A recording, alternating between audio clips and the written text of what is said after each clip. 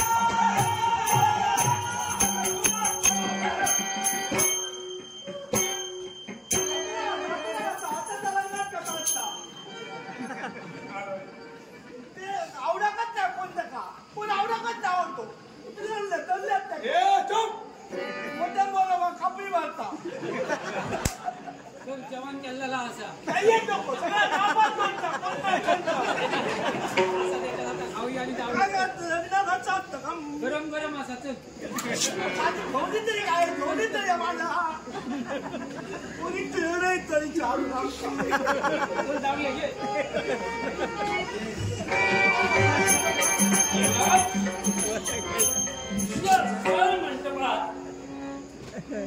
माझे बाळ वरमाला घेऊन आपल्या जीवनात वराची निवड करणार एवढ्यात मागचा पुढचा विचार न करता माझ्या बाळाच्या हस्ताला आपण ठरलात आणि फरफटा ओढण्यासाठी तयार झाला. हा काय प्रकार आहे? राधे चंद्रवर्मा, मी तुमच्या कन्येचा हस्त पकडला म्हणून रागे भरला. अगदी सत्य. मला एक सांगावं, या जगात क्रिया पहिल्यांदा घडते की पहिल्यांदा प्रतिक्रिया? जीवनात प्रथम क्रिया घडते आणि तदनंतर रस्त्यावर प्रतिक्रिया असते. ज्या प्रमाणे क्रिया त्या प्रमाणे प्रतिक्रिया. मग अशी कोण क्रिया जर योग्य असेल तर त्यावर उमटली जाणारी प्रतिक्रिया सुद्धा योग्य असते आणि क्रिया जर अनुचित असेल तर त्याच्यावर उमटणारी प्रतिक्रिया सुद्धा अनुचित असते. गोष्ट म्हणजे काय घडलंय? एक क्रिया अशी कोणती माझ्या बाहेर घडली म्हणून आपण आपल्या जीवनात मागचा पुढचा विचार न करता प्रतिक्रिया निर्माण निर्माण करण्यासाठी तयार. राधे चंद्रवर्मा, स्वयंवराला सुरुवात झाली. तुमची कन्या स्वयंवर मंडपाला येतात साऱ्यांकडे तिच्या नजरा गेल्या. साऱ्यांना नतमस्तक होण्यासाठी ती गप्पा ठरली. स्वयंवराला सुरुवात झाल्यानंतर या तुमच्या पोरीनं या हस्तिनापूरच्या युवराजाला नागपूरून दाखवावं आणि तो आपण सहन झाल्या कारणानं भरलेल्या स्वयंवर मंडपाच्या ठिकाणी तिचा हस्त पकडला. काय चुकलं माझं? चुकलं ते एकच चुकलंय. काय ते?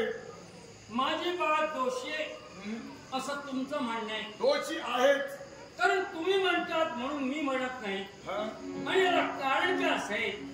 माझ्या बाळाने आपल्याला तोंड मुरडून दाखविलं म्हणून मी या भरलेल्या स्वयं मंडपात तिच्या हस्ताला धरून तुम्ही तिला फरफटून देण्यासाठी द्यायचा. यावेळी माझी बाळ चुकली असेल मी नाही म्हणत नाही, पण चुकीला शासनाने ठरलेलं आहे. पण तत्पूर्वी आपल्या जीवनात आपल्याला एकच प्रश्न मला करायचा आहे. मूल चुकलं तर मुलाच्या थोबाडीत मारावा की बापाजवळ प्रश्न करावा?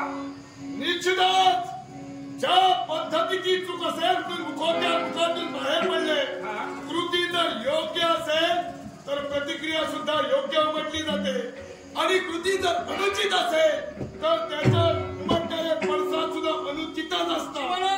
त्या पद्धतीचा जर त्या पुत्राकडून अनुचित प्रकार घडला असेल तर बापाला सांगण्यापूर्वी पहिल्यांदा थोबाड फोडलं पाहिजे. जीवनात कुणी म्हणजे ज्या व्यक्तीचा अपमान झालाय त्याने थोबाड फोडायचं असतं. हे सर्व काही तुम्हाला कुणी शिकविलं?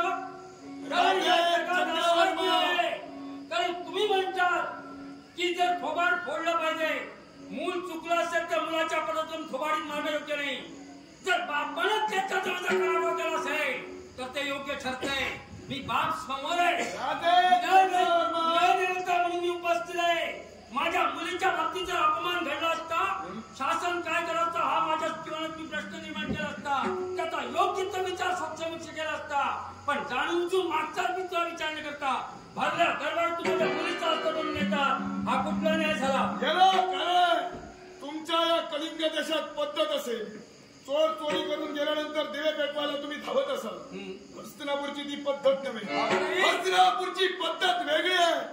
ज्यावेळी चोरी केली जाते जेव्हाच तेव्हा आणि जशा तसं शासन केलं जातं. तुम्ही यावेळी जशाच तसं तुम्हाला निर्माण करायचं होतं. तुम्ही म्हणता चोर गेल्याच्या तर दिवे पेटवावे, भरत्याच वेळी दिवे पेटवायचे नसतात, योग्य वेळेत दिवे पेटवायचे असतात. आणि तेही कुठल्या वेळी हे तुम्हाला माहित असेल. मला तुम्हाला सांगायचं आहे कारण आपण जे करतात ते योग्य नव्हे. आपण म्हणतात यावेळी चोर केल्याच्या नंतर विचारपूस करणं योग्य नव्हे. मग मला सांगायचंय तेवढं हा बाब इथं उपस्थित असताना मला का नाही प्रश्न केला? सम्राटच्या परिस्थितीत तुम्हाला सांगण्यासाठी मी तत्पर ठरलो. आता याच्यामुळे तुमच्या कन्याला काय शिक्षा करण्याची पहिल्यांदा जीवनात शिक्षा पूरक केली असती पण त्याच्याही पलीकडे जाऊन तुम्ही चुकलात.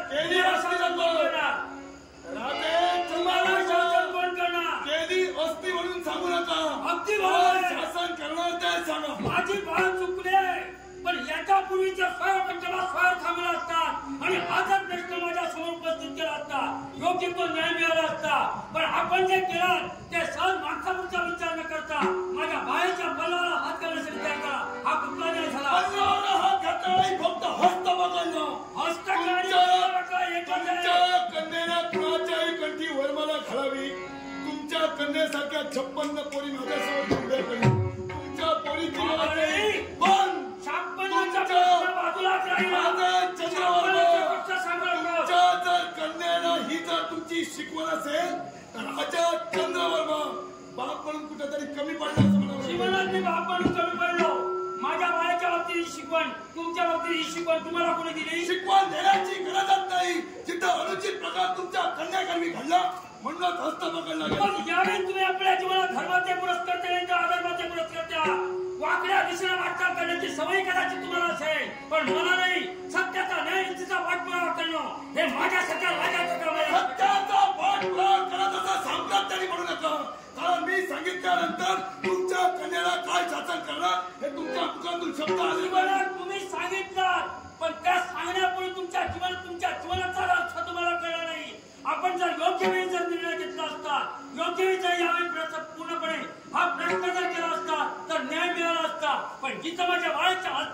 आता त्याच्या पलीकडे तुम्ही अपराधी आहात. राजा म्हणजे मी तर असं म्हणतोय हस्तिनापूरच्या युवराजाला बोलून त्याचा धडधडीत अपमान करावा हा तुमचा आणि तुमच्या कन्येचा कट कशावर कट आमचा नाही पण काही पलीकडचा कट तुझा आहे. कारण भरल्या दरबारात या बापाचा अपमान उच्चार पलीकडे तू करण्यासाठी तयार झालाय. हा कुठला नाही तुझा निश्चितच बापाचा अपमान झालेला बापाला जर कळत असेल हस्तिनापूरच्या युवराजाला झालेला अपमान नव्हे जीवनात अपराध ज्याला केलाय त्या अपराधाचा शासन प्रत्येकाला झालाय.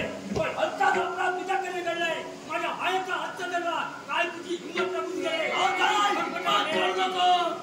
संकटच्या परिस्थितीत हिंमत करू नका लक्षात ठेवा.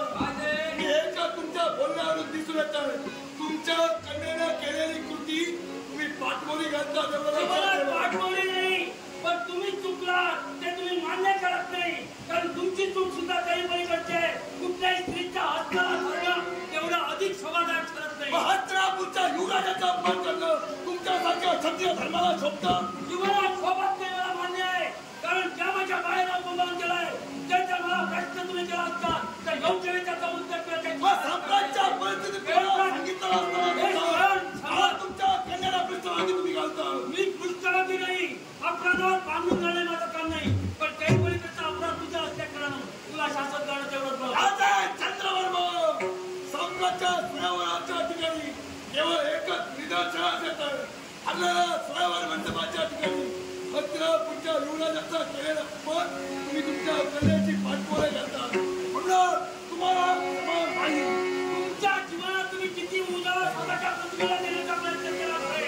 कारण छोटीची जागा आहे तुमची प्रतिमा आहे आणि असं तर एवढं सांगताय की तू सहज तुम्हाला खाली नाही तर निश्चितच तुमचा अपमान केल्याच्या काही करा माझ्या बाळाच्या हस्ताला तुमच्या गेला तर निश्चितच तुम्हाला प्रतिकार करण्यासाठी हिंमत लागून गेली. आज आहे चंद्रवर्मा तुम्हीच तुमच्यासारखे काही क्षत्रिय उभे राहिले असतील प्रत्येकाची इतरांची गरज नाही. हा एकाच क्षत्रिय तुम्हाला गरज आहे.